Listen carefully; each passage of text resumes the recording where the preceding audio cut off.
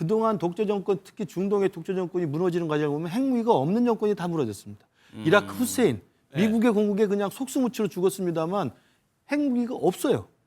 리비아 가다피, 핵무기를 만들다고 했다 핵무기를 미국의 설득에 의해서 포기한 다음에 무너졌습니다.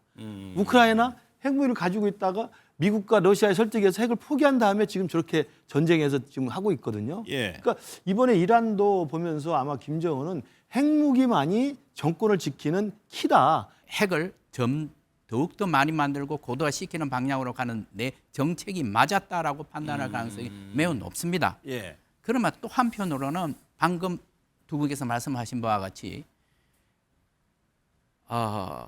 트럼프는 그야말로 예측 불허한 행동을 굉장히 많이 합니다. 예. 그렇다면은 그럴 가능성이 또 있지 않느냐라는 그런 불안이 충분히 저는 있을 거라고 생각합니다. 그래서 어떻게 해서든지 대화의 실마리를 찾으려고 하지 않을까.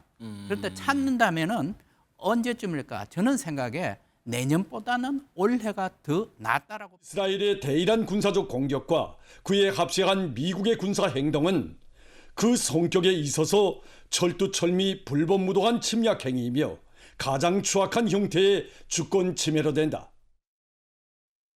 하메네이가 지금 폭사하지 않았습니까? 지금 김정은 위원장은 어떤 신경으로 지켜보고 있을까요? 제가 볼 때는 가슴은 철렁했을 겁니다. 예. 그렇지만 김정은 위원장으로서는 북한은 이란과 다르다. 북한은 이미 핵을 보유하고 있기 때문에 네. 누구도 공격할 수가 없다. 이런 자신감을 가지고 있을 겁니다.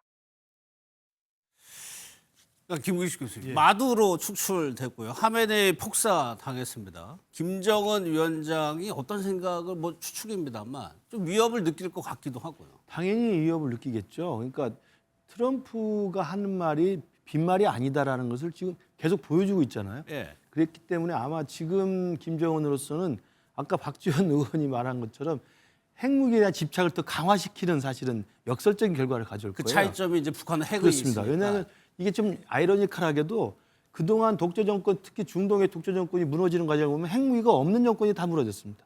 이라크 후세인, 미국의 공국에 그냥 속수무치로 죽었습니다만 핵무기가 없어요. 리비아 가다피, 핵무기를 만들다고 했다 핵무기를 미국의 설득에 의해서 포기한 다음에 무너졌습니다. 우크라이나 핵무기를 가지고 있다가 미국과 러시아의 설득에 의해서 핵을 포기한 다음에 지금 저렇게 전쟁에서 지금 하고 있거든요. 예. 그러니까 이번에 이란도 보면서 아마 김정은은 핵무기만이 정권을 지키는 키다. 이런 것들 더 역설적으로 아마 집착하게 되는 효과가 있다는 점에서 좀 제가 볼 땐 불행하다는 생각이 드는데 문제는 그렇기 때문에 예. 핵무기가 있더라도 자기 스스로의 정권을 유지하고 생명을 보존하기 위해서는 트럼프랑 잘 지내야 되겠다는 아마 또 한편의 생각을 할 거라고 생각해요. 잘 지내야 된다. 예, 그러니까 트럼프는 굉장히 호호가 강한 사람이잖아요. 푸틴이 독재 정권입니다만 푸틴하고 친한 사람입니다. 그런데 똑같은 독재 정권이지만 이란은 언제든지 때려서 독재자를 죽일 수도 있는 사람이에요. 그러니까 이 트럼프란 사람은 개인적인 친소 관계가 중요하다는 생각을 할 거라고 보고 그런 과정에서 지금 이번에 김정은이 9차 당대를 하면서 미국에 대해서 대화의 여지를 남겨놨고 그랬죠. 이에 대해서 백악관도 대화에 반응을 했단 말입니다. 그렇기 때문에 아마 아직 접점이 마련된 건 아닙니다만 핵무기에 대한 집착 플러스 트럼프와 잘 지내고 싶은 또 한 번의 어떤 기회를 잡고 싶기 때문에 이번 지금 3월 말 4월 초에 중국을 방문하지 않습니까? 트럼프 대통령이. 또 그 과정에 아마 한반도에서 트럼프와 김정은의 깜짝 쇼가 있을지도 모르는 상황이기 때문에 아마 그 부분에 대해서 김정은이 훨씬 더 낮은 자세로 트럼프에게 조금 가능성을 타진하지 않을까? 저는 그런 또 생각도 해봅니다. 그러니까 그 대목인데 지금 한 달도 안 돼서 지금 트럼프 대통령이 한반도는 하지만 인근 중국에 가야 되는 상황이란 말이에요. 저번에 에이펙 왔을 때 끝까지 김정은 보고 싶다고 얘기를 했거든요. 이번에는 그런 제안을 과연 무시할 수 있을까 싶기도 하고. 당시에도 조건 없는 대화를 트럼프 대통령이 요구를 했는데요. 근데 북한은 조건 있는 대화를 원하죠. 조건 없는 대화를 원하지 않습니다. 그렇죠. 그래서 이번에 뭐 방중 시기에 그 북미 정상회담이 성사되는 거 아니냐 극적으로 이런 전망들이 있는데 현실적으로 보면 저는 좀 어렵다고 보고요. 아직까지 물밑 접촉도 없는 상황에서 갑작스럽게 정상회담으로 이 상황이 반전되기는 좀 어려워 보이고 그러니까 2003년도에 그 2차 이라크 침공이 있었을 때 당시에 김정일 국방위원장이 한 50일 정도 드문불출했었습니다.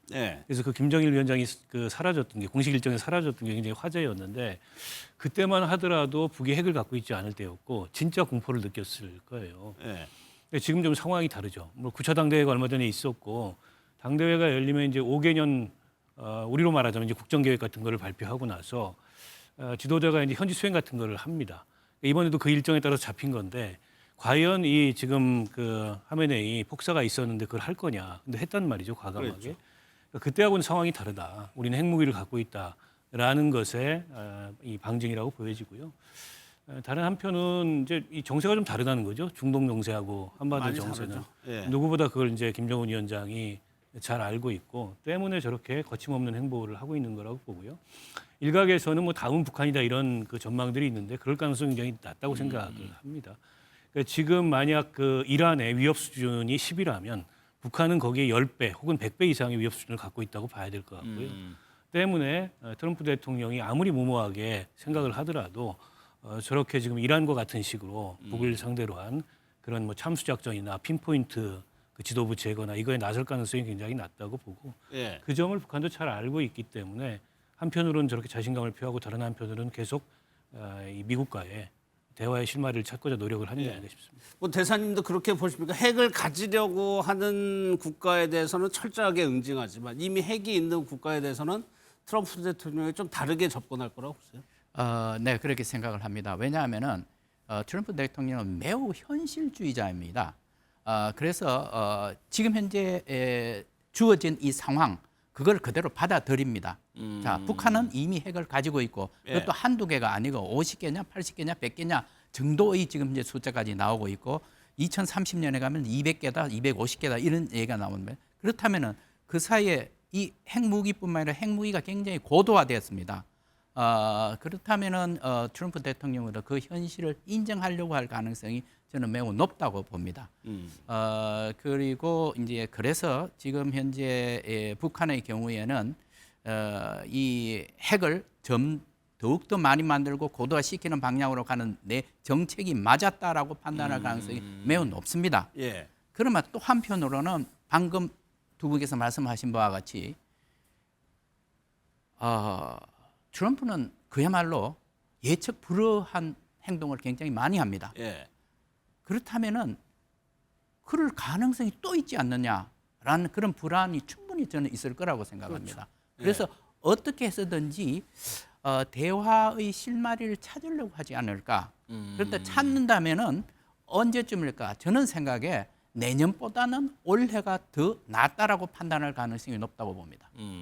트럼프 대통령이 워낙에 예측할 수가 없는 인물이기 때문에 거기에 대한 대비는 있지 않겠냐는 세 분의 의견이었습니다.